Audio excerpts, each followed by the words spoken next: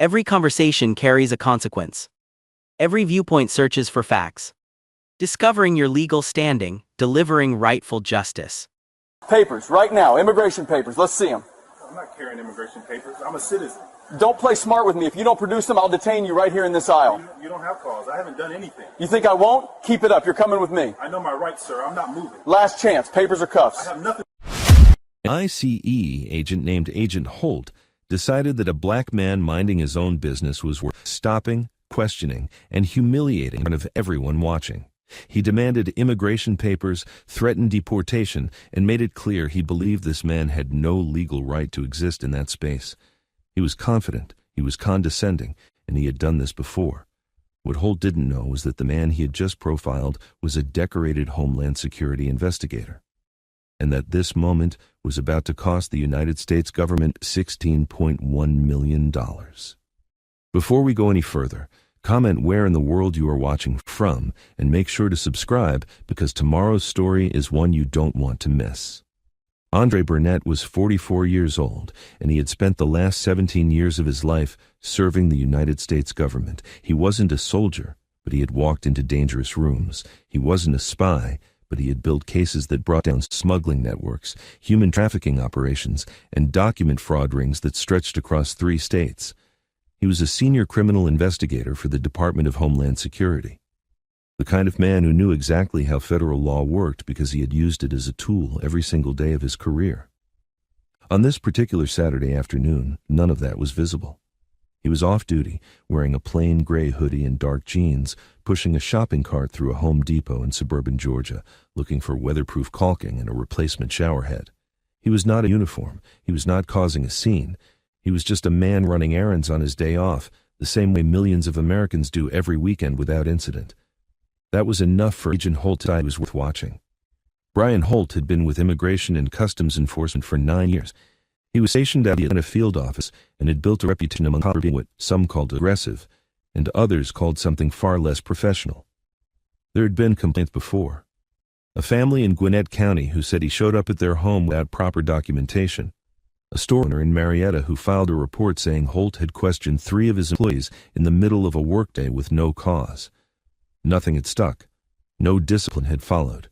And so Holt had continued operating the way he always had, with the kind of confidence that comes from never being told no.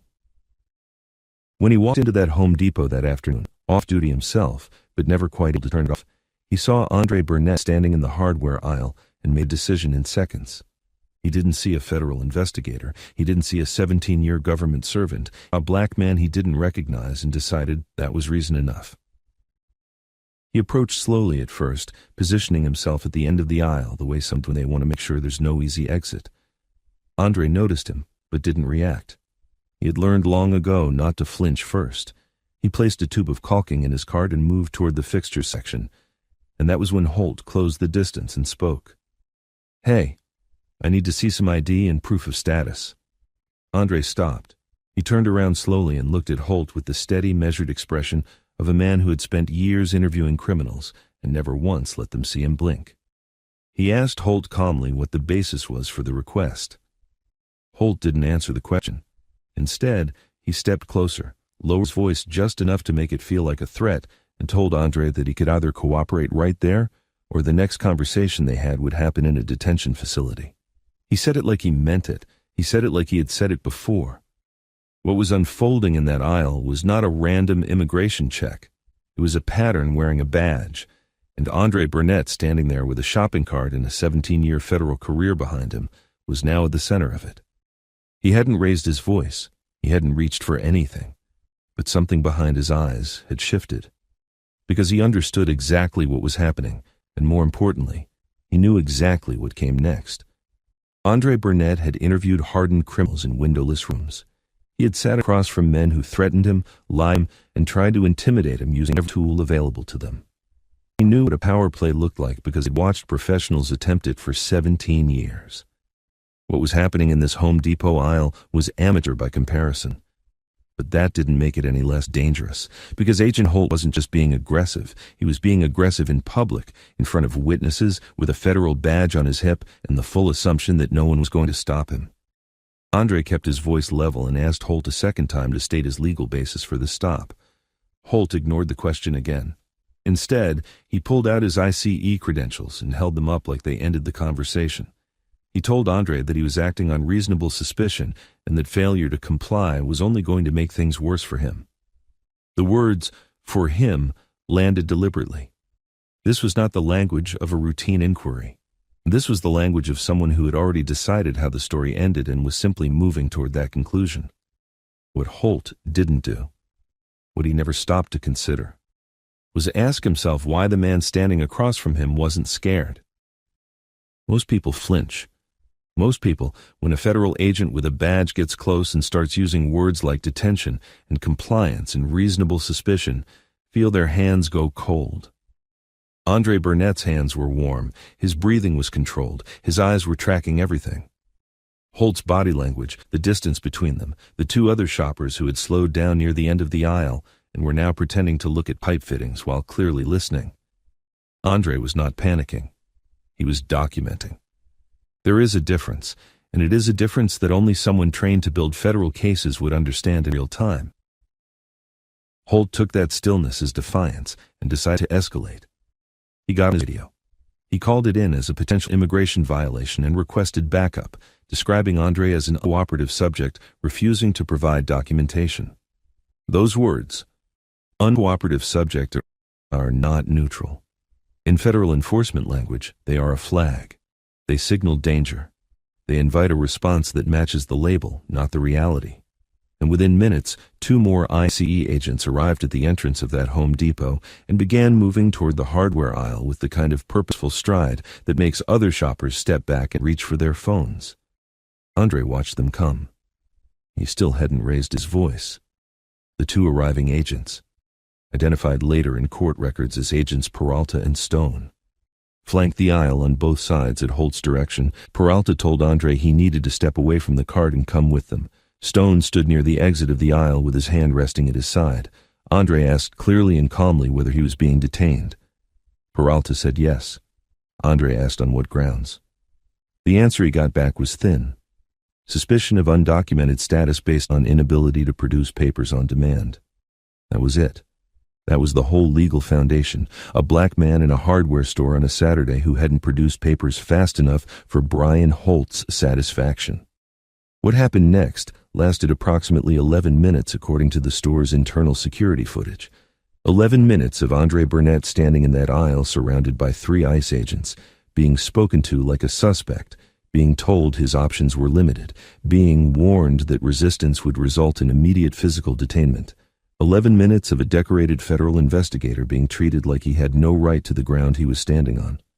Other shoppers had fully stopped pretending now. A store employee had quietly called the store manager. Someone near the paint section had their phone up. And through all 11 minutes, Andre Burnett did not break. He did not shout. He did not beg. He stood exactly where he was, shoulders back, and waited.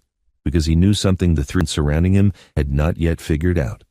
He wasn't waiting to be rescued. He wasn't waiting for someone to vouch for him. He was waiting for the right moment to show them exactly who they had just made the mistake of stopping.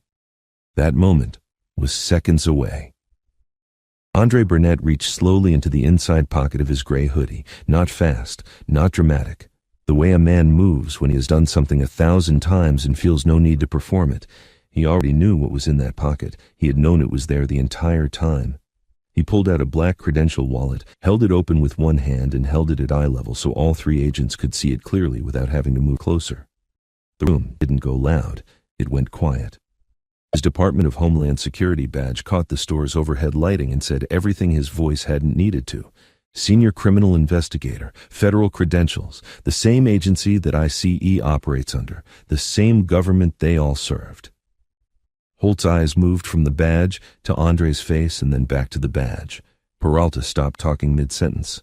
Stone, who had been standing at the aisle exit with that practiced look of authority, took one small step backward without seeming to realize he had done it. Andre didn't smile. He didn't need to. He identified himself by name, rank, and field office in the same flat professional tone he had used for the entire encounter. He told them his credentials were valid, his status was current, that he had been off-duty running personal errands when Agent Holt approached him without legal basis and proceeded to detain him using 3 federal agents in department radio time. He said it like he was reading from a report, because in his mind he already was. Holt opened his mouth once and closed it again. There was nothing to say that wasn't already a problem. Every word he had spoken in that aisle, every threat, every instruction, every radio called Andre as an uncooperative subject. All of it was now attached to the name of a Homeland Security investigator with 17 years of federal service and a detailed memory that he had been trained to retain exactly this kind of information. The 3 agents stood there in that hardware aisle, surrounded by witnesses, security cameras, and the wreckage of a decision made in seconds. Andre placed his credentials back in his pocket, looked at Holt one final time, and said 4 words. "You'll be hearing from me." Andre Burnett didn't go home angry that Saturday. He went home organized. Before he even pulled out of the Home Depot parking lot, he had already begun mentally constructing what 17 years of federal investigative experience had trained him to build. A case. He documented the time, the location, the names of the agents, the exact words spoken, and the sequence of events in the order they happened. He noted the witnesses. He noted the cameras. He had been profiled, detained without legal basis, and threatened by federal agents who shared his own agency's roof. And he was going to make sure that every single detail survived what came next. The lawsuit that followed was not loud or rushed. It was precise. Andre's legal team argued that Holt and the agents who responded had violated his Fourth Amendment rights through an unlawful detention based on nothing more than racial bias dressed up in federal language. They argued that the pattern of behavior Holt had demonstrated, the prior complaints, the history of targeting people without cause, was not an accident. It was a culture. And the Department of Homeland Security, by allowing that culture to continue unchallenged, bore responsibility for what happened in that aisle. The federal government did not find an easy way out of this one. The jury deliberated and came back with a verdict that didn't whisper.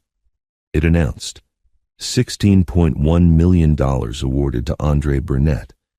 It was one of the largest settlements of its kind involving a federal law enforcement officer suing within his own governmental structure. Legal analysts called it historic. Civil rights organizations called it overdue. And the 3 agents who had surrounded a decorated investigator in a hardware store and told him his options were limited found out that their options were now considerably more limited than his had ever been. Holt was removed from field duty. Internal investigations were opened. Policy reviews were ordered across the Atlanta field office. But the number that mattered most wasn't 16.1 million. It was 17. The years Andre Burnett had given to a government that sent 3 of its own agents to surround him in a store because of the color of his skin. He won. But the fact that he had to is the part of this story that should stay with you long after the verdict does. Some badges protect, and some days a badge has to protect you from the people who carry one. Justice requires constant vigilance, and credible information is your best defense. Thank you for watching and fostering a transparent society.